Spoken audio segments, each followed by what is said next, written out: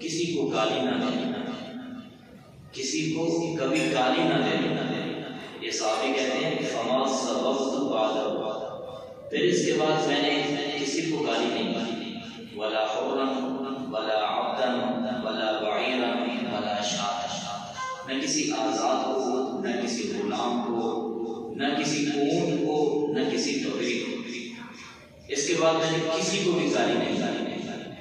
تو حضور علیہ السلام کی یہ فرامین ہم نے سنے تو ہم بھی عزم کریں، اور حضور کی یہ نصیحت صرف حضرت جابر کے لیے نہیں ہے، پوری امت کے لیے۔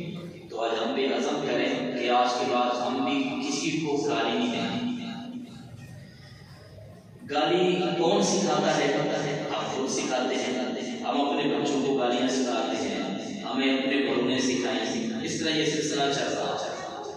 اگر ماں باپ گھر میں گالیاں دینا چھوڑ دیں تو بچے کہاں سے گالی سیکھیں گے؟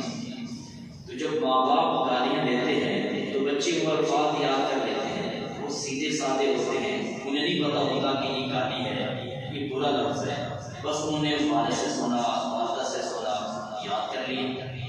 ایک عورت نے اپنی بچی کو ایک گھر میں پیاز لینے کے لیے بھیجا، بچی چلی گئی، پیاز لے لیا، تو اس عورت نے کہا کہ تیری مما نے کچھ اور چیز تو نہیں مانگی، کچھ اور تو نہیں کہا؟ تو بچی نے کہا امی نے کہا تھا کہ اگر وہ کمینی نہ دے تو اگلے گھر سے لے لے۔ تو بچوں کو کیا پتا کہ یہ گالی ہے؟ اس لیے ہم اپنی زبان کو گھر میں کنٹرول میں رکھیں تاکہ ہمارے بچے ہم سے گالیاں نہ سیکھیں۔ اب گالیاں کہاں کہاں دی جاتی ہیں؟ یاد رکھیں سب سے بڑی گالی، سب سے بری اور گندی گالی اللہ اس کے رسول صلی اللہ علیہ وسلم کو دینا، یہ سب سے بڑی گالی ہے۔ علامہ ابن قدامہ رحمہ اللہ کا قول ہے من سب اللہ کافر، جس نے اللہ کو گالی دی وہ اسی وقت کافر ہو جاتا ہے، اور یہی حکم نبی کو گالی دینے کا ہے کہ جس نے نبی کو گالی دی وہ بھی اسی وقت کافر ہو جاتا ہے۔ اب اللہ کو گالی یا تو ہم دیتے ہیں یا دلواتے ہیں۔ دیتے کیسے ہیں؟ بخاری شریف میں حدیث ہے، حدیث قدسی ہے، اللہ تعالیٰ فرماتے ہیں یشتمنی ابن آدم، آدم کا بیٹا مجھے گالیاں دیتا ہے، وما ينبغي له ان يشتمنی، حالانکہ اسے مناسب نہیں ہے کہ مجھے گالیاں دے۔ کیا گالی دیتا ہے؟ یوں کہتا ہے ان لی ولدن، کہ میرے لیے اولاد ہے۔ تو اللہ کے لیے اولاد کو ثابت کرنا یہ اللہ کو گالی دینا ہے۔ آپ کہیں گے یہ کیا گالی ہے؟ دیکھیں ایک کماری لڑکی ہے، ایک آدمی ایک چھوٹے بچے کا بازو پکڑ کر اس لڑکی کے والد سے کہتا ہے یہ بچہ آپ کی اس بیٹی کا ہے، حالانکہ اس کی شادی بھی نہیں ہوئی۔ تو بتاؤ یہ کتنی بری گالی ہے، یہ کتنی بڑی گالی ہے۔ لوگ قتل کر دیتے ہیں اس طرح کی بات۔ تو اس لڑکی کے ہاں تو لڑکا ہو بھی سکتا ہے، شادی کے بعد اللہ بیٹا دے بھی دے گا، لیکن اللہ کی ذات کو ہے کہ لم یلد ولم یولد، اس کے ہاں تو اولاد ہو ہی نہیں سکتی۔ پھر یہ کہنا کہ فلاں اللہ کا بیٹا ہے یا فلاں اللہ کی بیٹیاں ہیں، بتاؤ یہ کتنی بڑی گالی ہے۔ یہ اتنی بڑی گالی ہے، اتنا سخت جملہ ہے کہ قرآن کہتا ہے تکاد السماوات یتفطرن منہ وتنشق الارض وتخر الجبال هدا ان دعوا للرحمن ولدا، کہ آسمان پھٹنے کے قریب ہو جاتے ہیں، زمین ٹکڑے ٹکڑے ہونے کے قریب ہو جاتی ہے، اور پہاڑ لرزتے ہوئے گرنے کے قریب ہو جاتے ہیں۔ یا اللہ آسمان کیوں پھٹنے لگتا ہے، زمین کیوں ٹکڑے ہونے لگتی ہے، پہاڑ کانپتے ہوئے کیوں گرنے لگتے ہیں؟ فرمایا ان دعوا للرحمن ولدا، جب کسی بندے کی زبان سے یہ جملہ نکلتا ہے کہ اللہ کی اولاد ہے، تو یہ بہت بڑی گالی ہے۔ اس طرح کہنا کہ اللہ کی اولاد ہے، اللہ کے بیٹے ہیں، اللہ کی بیٹی ہیں، دلواتے کیسے ہیں؟ قرآن کہتا ہے وَلَا تَسُبُّوا الَّذِينَ يَدْعُونَ مِن دُونِ اللَّهِ فَيَسُبُّوا اللَّهَ عَدْوًا بِغَيْرِ عِلْمٍ، تم کسی کے جھوٹے خداؤں کو گالی مت کرو، اگر تم ان کے جھوٹے خداؤں کو گالیاں دو گے تو کسی کے بت کو گالی دیں گے تو وہ ہمارے خدا کو برا کہیں گے. ہم کسی کے پیشوا ہے، وہ اعلیٰ ہے، اس کو گالی دیں گے تو وہ ہمارے پیشواؤں کو گالی دیں گے. ہم ان کے معبودوں کو گالیاں دیں گے، وہ ہمارے نبیوں کو گالیاں دیں گے. اس طرح گویا ہم اللہ کو گالیاں دلواتے ہیں. وہ ٹھیک ہے، غلط ہے، ان کا مذہب غلط ہے، گمراہی ہے، ان کے مذہب کی گمراہی کو تو بیان کیا جائے، ان کی ضلالت تو واضح کی جائے، لیکن ان کے معبودوں کو گالی نہ دی جائے. اس لیے کہ اگر ہم ان کے معبودوں کو گالیاں دیں گے تو پھر وہ ہمارے خدا کو گالیاں دیں گے. تو سب سے بڑی گالی اللہ کو اور اس کے رسول صلی اللہ علیہ وسلم کو دینا. اس کے بعد اس سے نچلا درجہ وہ ہے صحابہ کرام کو اور اہل بیت اعظام کو گالیاں دینا. اللہ اس کے رسول کے بعد یہ سب سے بری گالی ہے جو صحابہ کو دی جائے یا اہل بیت اعظام کو دی جائے. حدیث پاک میں آتا ہے، آپ صلی اللہ علیہ وسلم نے ارشاد فرمایا، طبرانی شریف کی حدیث ہے، من سب اصحابی فعلیہ لعنۃ اللہ والملائکۃ والناس اجمعین، کہ جس شخص نے میرے کسی بھی صحابی کو گالی دی اس پر اللہ کی لعنت، اس پر فرشتوں کی لعنت، سارے کائنات کے انسانوں کی اس پر لعنت برستی. اور مسلم شریف کی حدیث ہے، حضور علیہ السلام نے 2 مرتبہ ارشاد فرمایا، لا تسبوا اصحابی، لا تسبوا اصحابی، میرے صحابہ کو گالی نہ دینا، میرے صحابہ کو گالیاں نہ دینا. پھر آپ نے قسم اٹھا کے فرمایا، والذی نفسی بیدہ لو انفق احدکم مثل احد ذهب، اگر تم میں سے کوئی شخص احد پہاڑ کے برابر سونا صدقہ کر دے اور میرا صحابی ایک مٹھی جو صدقہ کرے تو تمہارا احد پہاڑ کے برابر سونا صدقہ کرنا میرے صحابی کی ایک مٹھی جو صدقہ کرنے کے برابر نہیں ہو سکتی. یہ اتنے اونچے لوگ ہیں جن کے بارے میں قرآن کہتا ہے رضی اللہ عنہم ورضوا عنہ، اللہ سب صحابہ سے راضی ہو گئے. وَكُلًّا وَعَدَ اللَّهُ الْحُسْنَى، اللہ نے سب صحابہ سے جنت کا وعدہ کر رکھا ہے. اولئک هم الراشدون، یہ سیدھی راہ پہ چلنے والے ہیں. اولئک هم الفائزون، یہ کامیاب ہیں. اولئک هم المهتدون، یہ ہدایت والے ہیں. اولئک هم المؤمنون حقا، یہ پکے مومن ہیں. اسلام کے پوری امت کے محسن ہیں صاحب، ان کی قربانیوں سے اسلام پھیلا. کیا کیا دکھ اٹھائے ہیں خدا کی راہ میں، کیا کیا دکھ اٹھائے ہیں صحابہ نے خدا کی راہ میں، کیا کیا دکھ اٹھائے ہیں صحابہ. نبی کی محبت میں سر کٹائے ہیں صحابہ. گلے پہ توق، سینے پہ پتھر، گلے میں توق، سینے پہ پتھر، خون بہتا ہے مگر توحید کے نعرے لگائے ہیں صحابہ. خوشی سے وہ رشک کرتے تھے تلواروں کی دھاروں پر، خوشی سے وہ رشک کرتے تھے تلواروں کی دھاروں پر. وفا و عشق کے جوہر دکھائے ہیں صحابہ. بآسانی بھلا بھولا نہیں اسلام کا گلشن، لہو شہرت کا دیکھ کر گل کھلائے ہیں صحابہ. وہ بدباطن جسے انکار ہو سامنے آئے، خدا کی راہ میں اپنے گھر لٹائے ہیں صحابہ.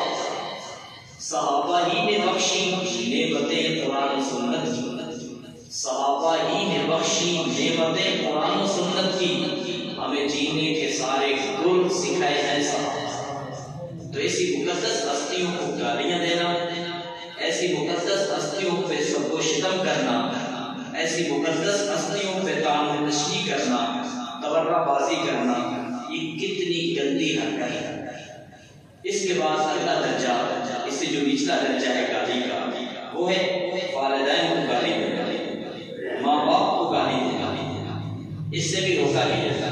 مسند احمد کی حدیث ہے، حضور نبی رحمت صلی اللہ علیہ وسلم نے ارشاد فرمایا، ملعون من سب اباه، ملعون من سب امه، اس شخص پر اللہ کی لعنت ہے جو اپنے باپ کو گالی دے گا، اس پر اللہ کی لعنت ہے جو اپنی ماں کو گالی دے گا. اللہ کے نبی صلی اللہ علیہ وسلم نے ماں باپ کو گالی دینے والے شخص کو ملعون فرمایا۔ مسلم شریف میں حدیث آتی ہے، حضور نبی رحمت صلی اللہ علیہ وسلم ارشاد فرمایا من الکبائر شتم الرجل والدیہ، کبیرہ گناہوں میں سے ایک گناہ یہ بھی ہے کہ بندہ اپنے ماں باپ کو گالی دیتا ہے۔ ایک صحابی نے عرض کیا وَهَلْ يَشْتِمُ الرَّجُلُ وَالِدَيْهِ، کیا حضور کوئی بندہ ایسا بھی ہو سکتا ہے جو اپنے ماں باپ کو گالی دے؟ آپ صلی اللہ علیہ وسلم ارشاد فرمایا ہاں ہے۔ وہ کون ہے؟ ارشاد فرمایا یسب الرجل فیسب اباہ ویسب امہ فیسب امہ، یہ کسی کے باپ کو گالی دے گا تو وہ اس کے باپ کو گالی دے گا، یہ کسی کی ماں کو گالی دے گا تو وہ اس کی ماں کو گالی دے گا۔ ڈائریکٹ ماں باپ کو گالی دینا یہ بھی گالی ہے، کسی کی زبان سے کہوانا یہ بھی گالی ہے۔ جب ہم کسی کے ماں باپ کو گالی دیں گے یقینی بات ہے وہ ہمارے ماں باپ کو گالی دے گا، تو فرمایا کسی کے ماں باپ کو گالی دینا گویا اپنے ہی ماں باپ کو گالی دینا ہے۔ تو ماں باپ کو گالی دینا بری حرکت ہے، اس سے روکا گیا ہے۔ قرآن کہتا ہے فلا تقل لهما اف، ماں باپ تو وہ ہستی ہیں کہ ان کے سامنے اف کہنے کی بھی اجازت نہیں، اور جو ماں باپ کو گالی دے کتنی بری حرکت ہے۔ اللہ رحم کرے اس اولاد پر جو اپنے ماں باپ کو گالیاں دیتی ہیں۔ امام بخاری علیہ رحمہ نے اپنی تاریخ میں ایک واقعہ نقل کیا ہے کہ ایک علاقے میں عصر کے وقت قبر پھٹتی ہے، اس میں سے ایک نوجوان نکلتا ہے، اس کا منہ گدھے جیسا ہے، باقی جسم انسانوں جیسا ہے، وہ گدھے کی آواز نکالتا ہے اور پھر قبر میں چلا جاتا ہے۔ لوگوں نے جا کر تحقیق کی تو پتہ چلا یہ نشہ کرتا تھا۔ ایک دن اس نے ماں سے پیسے مانگے اور ماں نے انکار کیا تو یہ ماں کو گالیاں دینے لگے۔ پھر ماں نے اسے سمجھایا لیکن اس نے ماں کو تھپڑ بھی مارے اور یہ کہا کہ گدھے کی طرح میرے سامنے بیچو بیچو نہ کیا۔ تو جس وقت اس نے ماں کو یہ جملہ کہا تھا اسی وقت وہ جو کہ عصر کا وقت تھا تو اسی وقت اس کی قبر پھٹتی ہے۔ اللہ نے اس کا منہ گدھے جیسا بنایا اور گدھے جیسی آواز کے منہ سے نکلوا کر عبرت کا نشان بنا۔ یاد رکھیں جو شخص ماں باپ کو گالیاں دیتا ہے وہ کبھی سکھی نہیں رہ سکتی، یہ پکی اور یقینی بات ہے۔ تو ماں باپ کو گالی دینا اس سے بھی منع کیا۔ اس کے بعد اگلا درجہ جو اس سے نچلا درجہ گالی کا وہ ہے بیوی کو گالی دینا۔ اسلام نے بیوی کو گالی دینے سے بھی روکا ہے۔ بخاری شریف میں روایت ہے حضرت انس رضی اللہ تعالیٰ عنہ 10 سال حضور کی خدمت کرتے ہیں۔ حضرت انس فرماتے ہیں لم یکن النبی صلی اللہ علیہ وسلم سوابا، اللہ کے نبی صلی اللہ علیہ وسلم گالیاں دینے والے نہیں تھے۔ پورے 10 سال میں حضور نے مجھے ایک گالی بھی نہیں دی اور نہ کبھی حضور نے اپنی کسی زوجہ کو گالی۔ کوئی شخص پوری زندگی میں ثابت نہیں کر سکتا کہ اللہ کے نبی صلی اللہ علیہ وسلم نے اپنی بیوی کو گالی دی۔ ابو داؤد شریف میں حدیث ہے ایک صحابی حضرت معاویہ رضی اللہ تعالیٰ عنہ، یہ قریشی ہے، انہوں نے عرض کی یا رسول اللہ صلی اللہ علیہ وسلم مجھ پر میری بیوی کا کیا حق ہے؟ آپ صلی اللہ علیہ وسلم شاہ فرمایا لا تضرب الفرج، بیوی کے منہ پہ نہ مارنا، یہ بیوی کا حق ہے کہ بیوی کے منہ پر نہیں مارنا۔ پھر فرمایا ولا تقبح، بیوی کو گالی نہیں دینی، بیوی کے سامنے کوئی سخت بول نہیں بولتے۔ اب اللہ کے نبی صلی اللہ علیہ وسلم تو منع کریں بیوی کو گالی دینے سے، اور آج یہ ہوتا ہے کہ بندہ رات کو گھر آتا ہے پہلے گالی دیتا ہے پھر روٹی مانگتا ہے، پہلے گالی دیتا ہے پھر کپڑا مانگتا ہے۔ یہ کون سا اسلام ہے؟ یہ کون سا دین ہے؟ یہ کس نبی کا ہم نے کلمہ پڑھا؟ تو حضور علیہ السلام نے روکا ہے۔ آج عزم کریں کہ آئندہ ہماری زبان سے گالی نہیں نکلے گی، کبھی بیوی کو گالی نہیں دی۔ آپ صلی اللہ علیہ وسلم نے نوکروں کو، خادموں کو، ملازموں کو گالی دینے سے منع فرمایا۔ بخاری شریف میں حدیث ہے حضرت ابو ذر رضی اللہ تعالیٰ عنہ فرماتے ہیں صابت رجلا فعیرته بأمه، میں نے ایک مرتبہ ایک آدمی کو اس کی ماں کی گالی دی۔ کیا گالی دی؟ اس کی ماں تھی کالے رنگ کی حبشہ، تو میں نے اسے کہا وہ کالے رنگ، وہ کالی رنگ گلے مارنے ادھر آ، ادھر آ۔ حضور علیہ السلام نے یہ بات سن لی۔ آپ نے فرمایا یا ابا ذر اعیرته بأمه، کیا کیا تو اسے اس کی ماں کی یاد دلاتا ہے؟ انک امرؤ فیک جاہلیہ، تو ایسا آدمی ہے کہ تیرے اندر ابھی تک جاہلیت کے جراثیم موجود ہے۔ حضرت ابو ذر رضی اللہ تعالیٰ عنہ نے اس کے بعد اس غلام کے ساتھ کیا سلوک کیا؟ جو خود کپڑا پہنتے ہیں وہی غلام کو پہناتے ہیں، جو خود کھاتے وہی غلام کو کھلاتے، جو خود پیتے وہی غلام کو پلاتے۔ لوگوں نے کہا حضرت یہ کیا معاملہ ہے، غلام کے ساتھ ایسا سلوک؟ فرمایا میں نے اسے برا کہا، اس کو میں نے گالی دی تھی، اب اس کے ساتھ اچھا سلوک کر کے دیکھو۔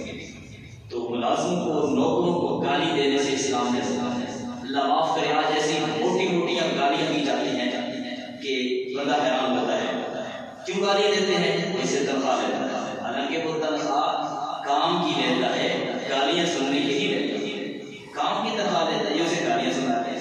یا تو پھر ایسا ہو کہ وہ آپ کی گالیوں کو سمجھتا ہی نہ ہو، محسوس ہی نہ کرتا ہو، تو پھر تو گالیاں اس کو دیں جب اس کا دل نہیں دکھے گا، اسے سمجھ نہیں آ رہی۔ جیسا کہ ایک آدمی سعودیہ چلا گیا، اب عربی تو جانتا نہیں تھا، اس کی کسی عربی کے ساتھ لڑائی ہو گئی، اس نے اس کو پنجابی میں گالیاں دینا شروع کر دی اور وہ اسے عربی میں گالیاں دے رہا ہے، اسے سمجھ نہیں آ رہی۔ جب یہ واپس آیا تو لوگوں نے پوچھا عربی لوگ کیسے تھے؟ کہتا بڑے چنگے لوگ تھے، بہت ہی چنگے لوگ تھے، میں گانا کرتا رہا تو میں نے قرآن ہی سنا۔ یا تو پھر ایسا ہو کہ وہ بندہ آپ کی گالی کو سمجھ نہیں رہا، محسوس ہی نہیں کر رہا، تو پھر تو الگ بات، لیکن جب وہ سمجھتا ہے، محسوس کرتا ہے، آپ کی زبان سے جو گالیاں نکلتی ہیں یہ تیر ہوتے ہیں جو اس کے دل پہ چلتے ہیں، تو کسی کا دل دکھانا اچھی بات نہیں۔ تو آج سے عزم کریں کہ اپنے ماتحت، اپنے نوکر، اپنے ملازم کو کبھی گالی نہیں دینی۔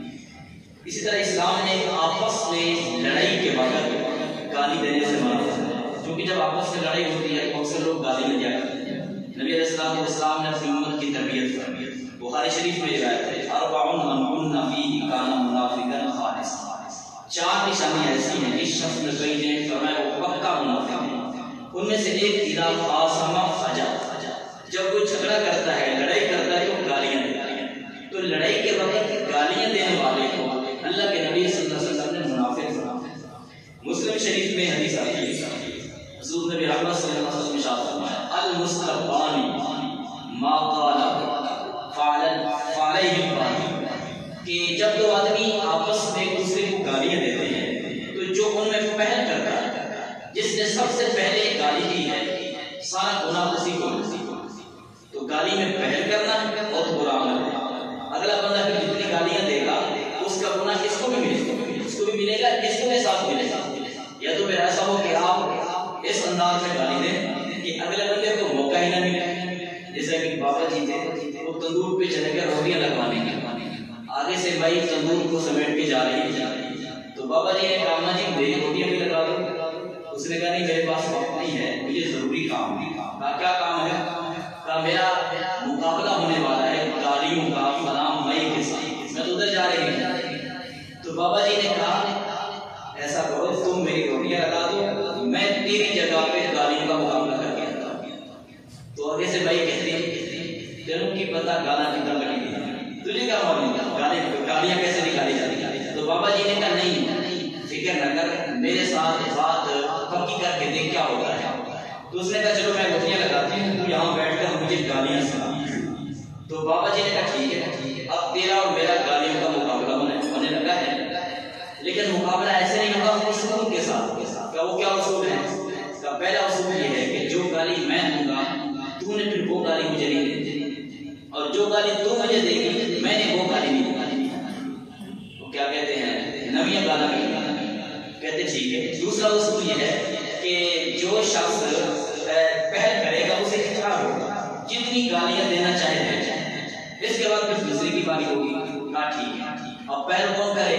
تو وہی نے کہا بزرگ ہیں چلو ہم پہل کر لیں۔ تو بابا جی کہتے ٹھیک ہے پھر سن زمانے کی جتنی گالیاں ہیں، چھوٹی بڑی نئی پرانی جس زبان کی بھی ہیں، وہ ساری کی ساری گالیاں میں نے تجھے دی۔ اب تیری باری، اب تم بول۔ تو میں کہتی تیری ماں بابا جی کے اندر وہ تک اچھا رہی، تیری بہن کہتے وہ تک اچھا رہی۔ تو میں نے کہا ہونا تو کی گل کیڑیاں گانا کرنا ساری تم کرتی۔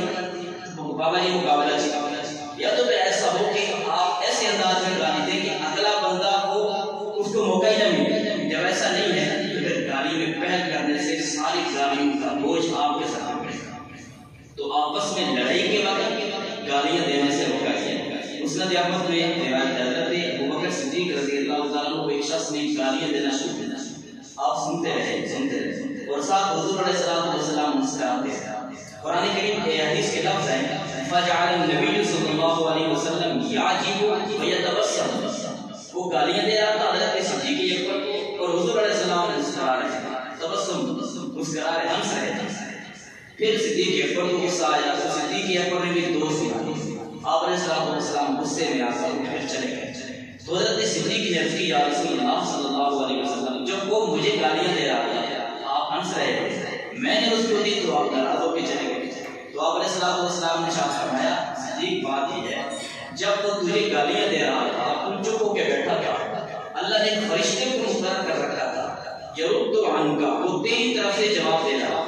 میں ہنس اس لیے رہا تھا کہ اس کی ساری گالیاں فرشتہ اس کے منہ پہ مارے جاتا ہے.